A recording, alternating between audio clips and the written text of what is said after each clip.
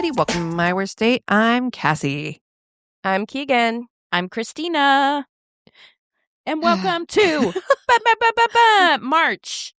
We're recording kind of early because we got a lot of stuff happening in March. So yeah, we're actually recording on Valentine's Day. Happy Valentine's Day, ladies. Yeah. Happy Valentine's, Galentine's, all of the things. Celebrating love. I've got my Valentine's mug. I have a bottle of water. This is so funny. I have to tell the listeners this is hilarious because we have just been chatting, having the best, most deep conversations for the last 30 minutes. And then we hit record and we're all like, I don't know what to do with my hands. I'm like, I don't know what do where we to do? go. What do we say? Well, the thing of it is we were having a deep conversation. We were having a deep conversation that started because I am going to finally be properly diagnosed with ADHD instead of just being like, I lost my train of thought because I have 30 brain cells that are doing different things in different directions. And so, I mean, of course, we started talking about mental health, but I think that for me, I think this is like one of those things, like finally having like existence behind that, like, oh, okay, that makes sense. But realizing too, like all the things I've been fighting, like I've been playing whack-a-mole with just symptoms, right? Like taking Lexapro is great for the anxiety and depression that I have, except that I've not quite treated the reason I have anxiety and depression, which is the fact that my brain is literally like right now I have the song Gloria stuck in my head. Why do I have the song Gloria stuck in my head? I don't know. Where did I hear that song? I can't think about where I heard it. Maybe it was TikTok. No, it was actually, I think, a podcast. They were singing it. Like, you know what I mean? Like, these are the things, just so you know, like, I constantly, I'll just be walking out. Oh my God. Best thing. So yeah, you hear the ADHD already. But like, I literally was having a conversation with Chris about like how bad it had gotten. Literally, I was just like, my brain cannot function. Like I cannot land any of my thoughts. And I was like chatting to him about it and saying this. And I literally was like, oh shit, I'm supposed to be on a call 8 minutes late to a call because I was talking about my brain's ADHD. Okay. Yeah. Here's your sign. Yeah. No, and I mean, I think one of the few good things about our information economy that we have now and our access to so much information is I think that mental health issues or issues like that used to be just something that you dealt with. And now we have the information to be like, oh, maybe I don't have to live this way. Maybe there is an actual treatment. And I mean, given you're now in Germany where access to healthcare, including mental health care, is a little bit easier as well. So that, definitely helps. But I think absolutely here in the States, it used to be a just pull yourself up by the bootstraps and fucking survive as it was well that as you can. For everything. It was that for everything. I remember, I don't know, there's so much shame involved in so much, and I still see it with like reproductive care or like, absolutely issues like that, where I tried to tough out my endometriosis for so long to the point where like I went screaming at you to go to the doctor. Yeah. I know. And it was amazing when I finally did go to the doctor, and I think about it a lot because what she said to me when I was telling her, and I do want to say officially, like, I know that you have to have a surgery to have an official endometriosis diagnosis. So I can't say that, but I can say that my doctor said, it sounds like you have endometriosis. Yeah. And when she was talking to me, she said, yeah, you don't have to, there's no reason for you to live with this pain. Yes. She is like, there's no reason for it. Like there is a solution. Yeah. You know what I mean? And that stuck with me. It stuck with me for everything. Yes. Like for mental health, for everything. Like you don't have to live like this. Exactly. Like there are ways for you to find solutions, whether that is medication, whether it is talk therapy. Like there are ways to ease your pain. Yeah. Yeah. You don't have to live like this, you know? Yeah. It's just difficult, though. It's difficult here in the States because some people do. It's expensive. It's true. Yes. That's true. Yeah, that was a very privileged thing I said. I have insurance now, and I didn't for a long time, which I think was part of why I just very much with, you know, issues. Very much dealt with being in pain. Yeah. You know, I was just like, I'll just take some ibuprofen and hope for the best, call out of work. You know what I mean? Yeah. But I got insurance, and that changed your life. Everything for me. But you're absolutely right. A lot of people don't have that privilege. Yeah. I cannot. My 20s. I can't believe that we don't have universal health care in this country, but it's just like, it's stuff like that that makes you realize like what a human right it is to just be able to not have to live with pain, be it mental or physical pain, but being able to seek help for it. I mean, what a game changer. Because you're right. I don't think any of us had health insurance in our 20s at all. Definitely not. Just deal with it. I remember that's how I learned. I had no idea that you were supposed to pee after you have sex. I ended up in the hospital. I ended up in the hospital as well. Yep. That's how I learned. Ladies, untreated UTIs will give you a kidney infection. Yes, they sure will. They'll give you also, I mean, and it could spread. Yeah. I mean, same this is thing. A good time to say, please donate to Planned Parenthood. Yes. Because in my 20s, when I didn't have insurance, that is the only thing. Truly. And I was getting like, I had all kinds of issues, and thank God I could go to the Van Nuys Planned Parenthood. And I had to sit there for a while before I was seen, but man, what a godsend. Yeah. You know? No, you were so right. That was like my doctor. Yeah. In my 20s. Oh, yeah. Planned Parenthood. Truly. Because they would do do not just your reproductive stuff if you were going there for birth control or whatever, but they would also ask like the cursory questions so that if something was really wrong, I'm sure they would have caught it. You know? And that would have been my only opportunity, because this bitch was not going to a regular doctor. True. No. I didn't have 2 pennies to rub together in my 20s. There's no way. Wow. Oh my gosh. Yeah. What a time. What a time. Well, being in your 20s. What a time. Oh, God. Yeah. But it is, I will say, there's still some hurdles to jump through here when it comes to, I mean, because medication here is much more highly regulated and much harder to get for certain things, specifically like amphetamines, because that's what you need to take when you're, and God, you want to talk about like some mind-blowing like wake ups where like now that I'm like, I've talked to my doctor and had these conversations with him, like these like moments where it's like, think about in your childhood and like I was like, oh my God. Yeah. I mean, I remembered French so well that when I went back to college in my 40s to go, why do I remember French so well? Because I was taking fucking Purple Hearts or White Crosses, you know? I was taking fucking like uppers right before I went into those classes. So I had like such a good memory because it literally just made my brain be quiet enough to listen. Down the other parts. It was insane. I remember I was actually talking to Chris about this. I mean, I was doing Coke by the time I was in 10th grade. Coke is one of those things I have never, not once, no matter how much Coke I've had multiple days where I didn't go to sleep. Once I decided I was ready to go to bed, I could go to sleep.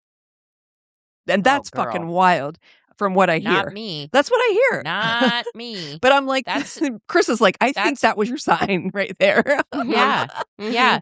Because that's the thing. Adderall, for instance, it's used to treat, or it can be used like as a stimulant. And like if you legitimately have ADHD, it's calms your brain. Hit you the same that like, me, I'm like, let's go all night. Let's go all night. Who's got more? Yeah. For mama at 6 a.m. Yeah. You're insane. I've always been too scared to take uppers because I'm like, I think my heart would explode. My anxiety is just I don't think I can handle it. But this is why I That's don't like downers, Mama's because favorites. it makes me fucking panic. Downers, like in general, give me like panic, like weed now. Like I cannot do any weed. Like it just makes me. I'm very stressed. specific about the kind of weed I can. Yeah, I can Keegan, take in. what's your strain? So usually, I don't know which strain it is. At this point, I'm not smoking. Mm-hmm. But when I did, I would do like a hybrid Mm-hmm. because I can't do a straight sativa because it makes me anxious. It would give me like when I stopped smoking weed, and I stopped for quite a while, like years, it's because it gave me the worst panic attack of my life. Wow. And so I stopped for years, and I can really only do like one specific kind of, I don't remember what it's called, of like a hybrid, and it's like one right before bed, and then it's like great. I can do the drinks, which also I want to give a big thank you to Rebecca, who is a listener of ours, who sent us some after I talked about going to the weed store that one time to buy the drinks. So excited. Yeah, she sent us some good stuff. Yeah, so got gummies. They're with Christina right Oh, now. exciting. But when we get together and see each other, we'll both give them a try. Yeah, and give your business a shout out, because I think it's local to. She lives in Atlanta, and it's a local place that produces it. So That's it was phenomenal. very, very sweet of you to send that to us. Yeah. Can't wait to try it. But yeah, you. the drinks that are like part THC, part CBD, I can do those, but I even sip those throughout the night. You know what I mean? Like I'll have like one of those tall boy cans and just like pour it into a glass with ice, put it back in the fridge, pour the rest of it into a glass with ice, like slowly throughout the night is the only way I can do it, or I just get anxious. Yeah. Like I just get too anxious. Yeah. I have become an enormous pothead. Yeah. Well, at night, Sure. you know, I'm cut back a shit ton on drinking, because it's making me more anxious overall, and you wake up, you feel like shit. Yep. You don't get anything done, like whatever. So a couple hits of a joint at night, I'm relaxed. Yeah. I feel great. I wake up the next day and it's fine. Yeah. And I'm like, I'm all about it now. Yeah. I am pro pot. Hold on just a second. Matilda is stuck in the curtain. Oh. Like she cannot figure out how to get out. She's like, Is she hot? like trapped She in got the into netting one of your right cans? now. Yeah. I mean, get her. Okay. Holding. I'm keeping this in the episode. Yeah, for sure. And if you are anyway, I'm going to tell you about Chris, because Chris, we have friends that live in, spend half their time in Amsterdam. And yeah, wait, is pot legal in Germany? it is. There's a lot of loopholes or a lot of restrictions on it, but it is legal in Germany. We're like, I think like one of the first countries, like full countries, to like quote unquote legalize it. It's very restricted. So like you can have seeds, you can grow your own. It has to be a limited amount. You can grow and smoke your own. And if you get like caught with it, like in public, it's like, as long as it's under a certain amount, it's whatever. However, friend of ours lives in Amsterdam, splits her time between there and here. And she went to, you know, a bakery basically and got like a nice little piece of cake thing for Chris. It was like a brownie or cake piece of cake, right? That was it. Friends of ours also had this piece, and they had warned Chris. They're like, my friend space cake. My friend got so fucking high, he was trying to wash dishes with a fucking leaf of like cabbage. Like, see, that is another thing about weed for me. That's another thing about weed for me. Outside of the anxiety, actually, I think a couple things cause the anxiety with weed for me. It's like it makes me think about everything, and it always makes me think about the worst things I've ever done, like in processing them. And then it also, I cannot consume weed with other people because I'm just like, I feel so dumb right now. Everybody knows. Everybody knows. Everybody can tell. Yeah. So that it makes me so anxious, because it's stuff like that where I'm like, yeah, if I was washing a plate with a piece of cabbage, and then I would feel anxious about that. You know God, right? So he already knows this going in, right? Chris has this like this he's been told, like, so he knows. He's like, I'm not going full cake. He takes a fork and takes a corner off of it. Corner, a little baby corner off of the edge of the cake. I come back in later and I'm talking to my mom on the phone and he looks at me, eyes huge, and he's like, no, you can't talk to me. Like, okay, I'm saying words out loud, but he wasn't. He's like, I am so high right now. He's like, you can't. He's like, no. Do you see how dangerous that is? Because like, you're like, cake. And then you would eat more of it. Then that's the problem with edibles is that you can't really, like the gummies are good because they're portioned out. You know what I mean? But outside of that, if you give back in the day, when people were just doing their own shit, growing their own wheat, you had no clue how strong it was, what kind it was. People are baking cookies. You have no idea how much is in anything. Like, he had a full-blown existential crisis. He was stuck watching something on TV, and our ads are, because we have a VPN, our ads are all for California. So it's just California health care plans for people who are aging and dying. So he had he went through this like crisis of like, and so back and the thing about it being in LA, it was like 3:00 a.m. your time, and middle of the evening. Yeah, so it's 3 a.m. Yeah. Ads. Yes. So it's like nursing mesothelioma home. and yes, shit. Yeah. Mesothelioma, buying health insurance for your old ass grandparents who are dying, and so like he was like Medicare expansion plans. No, he was full. It sounds like a nightmare. Panic. He couldn't use like too like comatose to like actually change the television station, but like so that's what his brain was racing with. Jesus. Meanwhile, I take 2 puffs. I'm watching a couple episodes of Parks and Rec. I'm in fucking heaven. It's the funniest thing I've ever seen. I laugh, and then that's I'm like, the way to do it. I'm sleep tired. And good night. I go to bed. Exactly. That's whenever I did smoke. That's how I would do it. It's like you do a little bit before bed. You do something fun right before bed, and then night. Yeah, that's it. Yeah. Very pleasant. Yeah, exactly. I do think you have to be careful. Yeah, what you're watching or consuming. You never know what'll set it off. Yeah, you really want a Russian roulette that you can get on TikTok because it could be the best time of your life or the worst time of your life. He got caught. The worst. You got Aaron Parnas. Breaking news tonight. Breaking news. But the good thing about TikTok is then you just slide on out and then you've got like a cat doing something hilarious. And absolutely. Perfect, or you have somebody reading, telling their kids stories about the housewives and the Real most Housewives bedtime at stories. bedtime. Amazing. Well, let's get to stories. Speaking of stories, I guess we should. I can kick us off if you guys want. Go for it. Okay. This man telling me, "Oh, you have an accent." Me, I surely do. Sorry. A few minutes later, I don't understand anything you're saying, but I'm staying here because you're hot. Me. Okay. I gotta work tomorrow. Gotta go.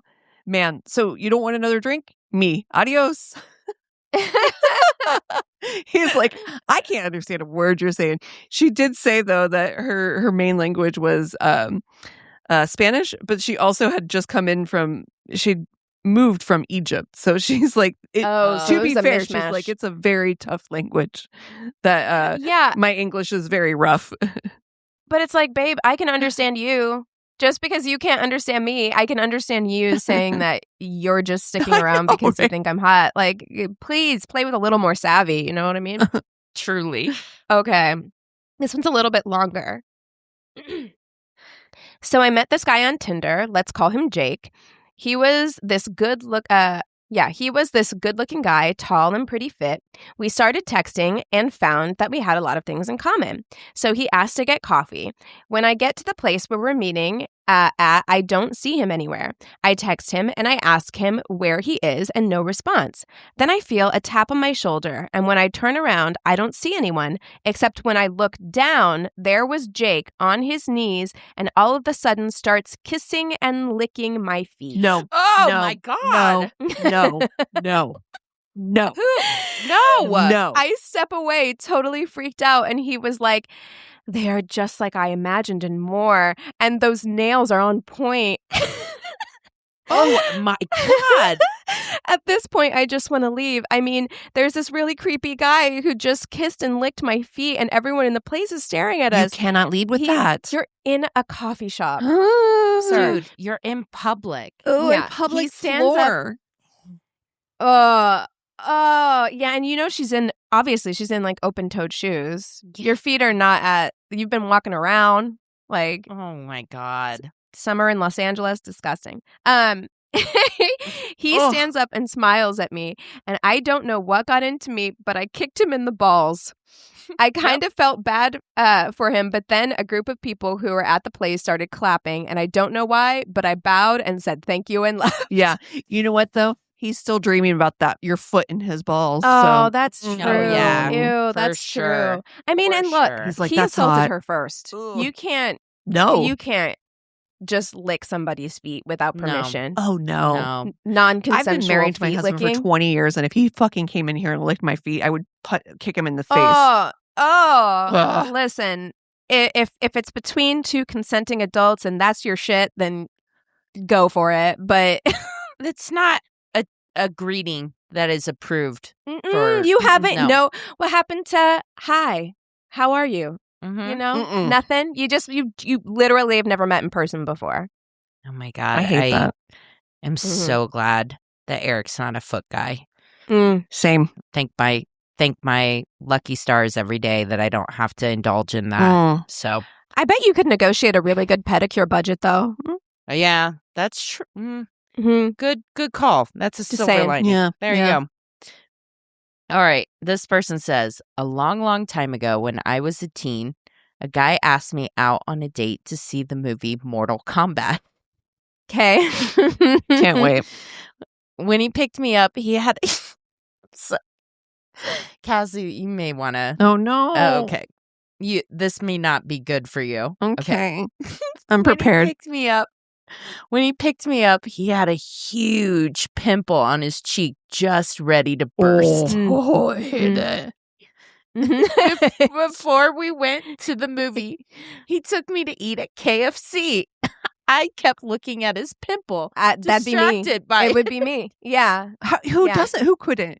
It's all I would look at. a big, like white. Oh, Yeah, just thank raise God your for hand when pimple it's about to Thank pop. God for pimple patches now. You know what I Okay. mean? He eventually went to the bathroom, and when he came back, he had popped the pimple and blood was oozing down his cheek from it. Oh, honey. I couldn't eat. I felt so bad for him. You have but to at tell the him. same time, I couldn't look at him. You have to tell him. We saw the movie and ended our night, and I never went out with him. Well, but now you sat through an entire 2-hour movie without saying anything to him. Now he's going home with caked blood on his face. Like, somebody, look, you got to be like, look, listen, Oh, no listen. shame. Band-Aid? We've all Listen, been there. We've all been there. Mhm. Yes. Oh. Yes. But As someone who used to have pretty bad acne, like, look, we've been there. Mm. This is why I'm so pro pimple patches now. Like, people wear them in public with no shame, and I'm like, that Love is the it. better way to go. It is the Yes. better Girl, way to go. I saw a TikTok with this girl who was like, some guy was like, what is wrong with these girls? You're walking around with a pimple patch and you're hiding it or whatever. And she's like, take off your hat. Why don't you take off your hat? See what's under there. Yep. See what's under the Yep. hood. I mean, in pimple patches, you're not even hiding I anything. know. It's like it's It's there. healing It's just it. like I'm not. Yeah, It's like a and- Band-Aid. and It's healing it. keeping you from mess. For me, it's keeping me from messing with it. You know That what I mean? there's so many Yup. good things about it. It's keeping Yeah, it. It's yeah. keeping it clean. It's keeping it. Your hands from picking. Also keeping it's it keeping clean. people from looking at the giant white head on your face. Yeah. If you're gonna look at something, look at the Yeah. star. yeah. Um. So we met for pho, and I ordered vegan pho because I'm vegan, but we hadn't talked about this before the date.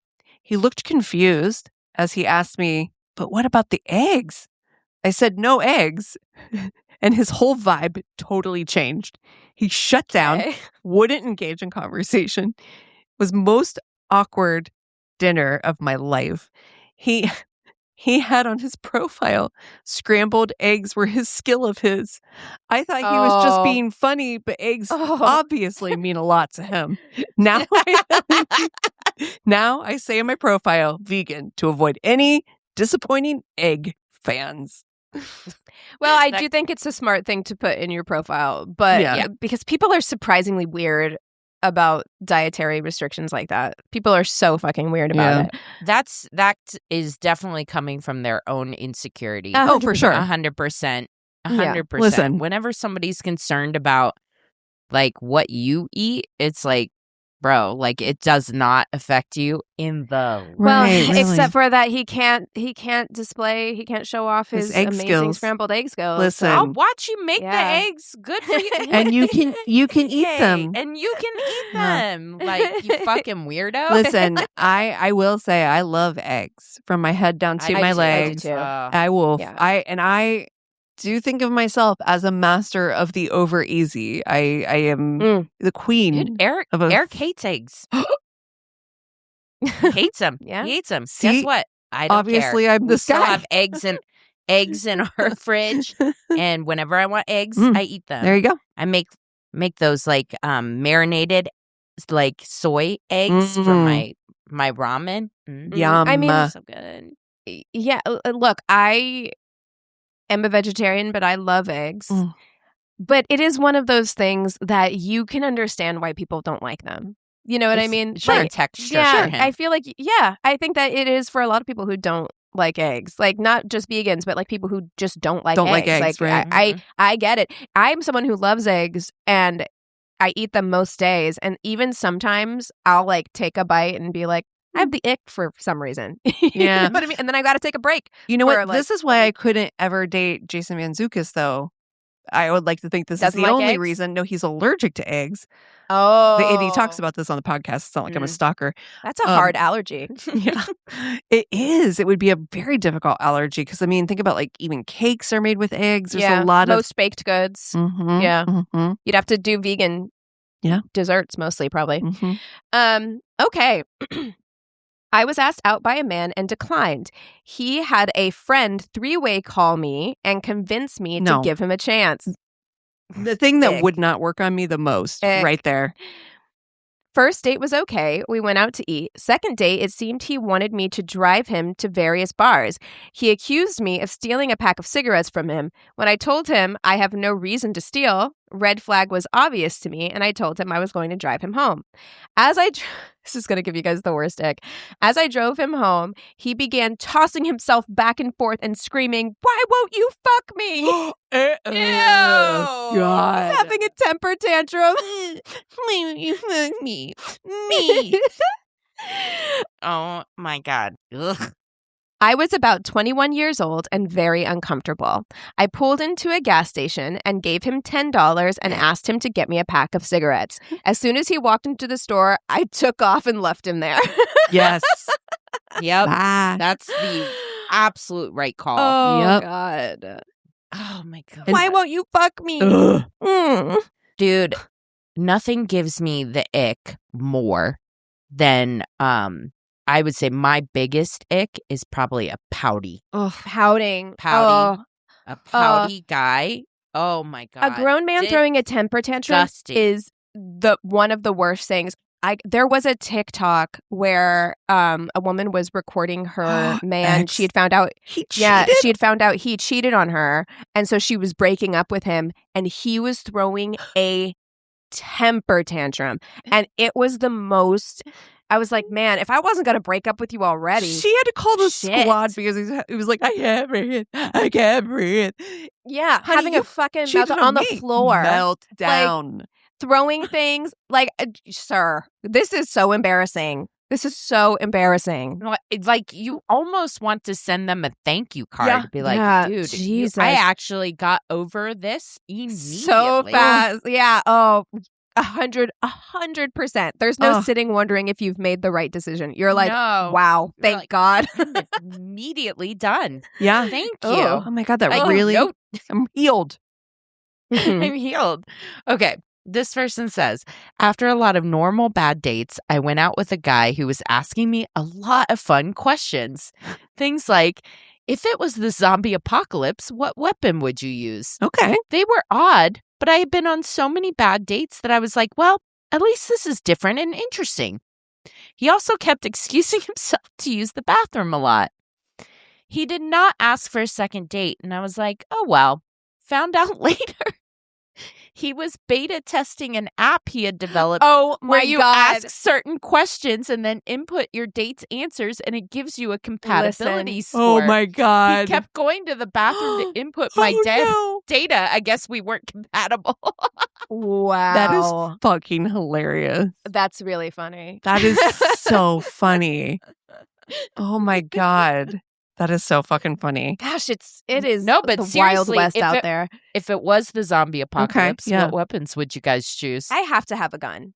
Sorry. Okay. I am not I'm a shotgun. Yeah. yeah, I gotta have a gun. Now, here's my Right. problem with guns. Eventually, you're going to run Mhm. out of ammunition. Mm-hmm. And then what? But right? then you gotta have like a backup machete or something. But I don't Right. want to.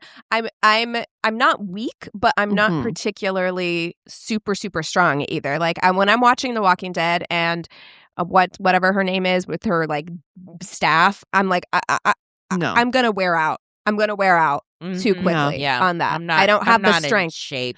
for the endurance for that. You know what I mean? So I gotta do something where there's a little bit of distance. I'm pretty fast. So Yeah. you run and then you shoot from a distance. I've thought about this. Mhm, mhm, Yeah. mhm. Yeah. There we go. I think We got to find out what this app is. I think that for me, I have a friend who made a really strong argument for a crowbar, and he wrote a whole book about it.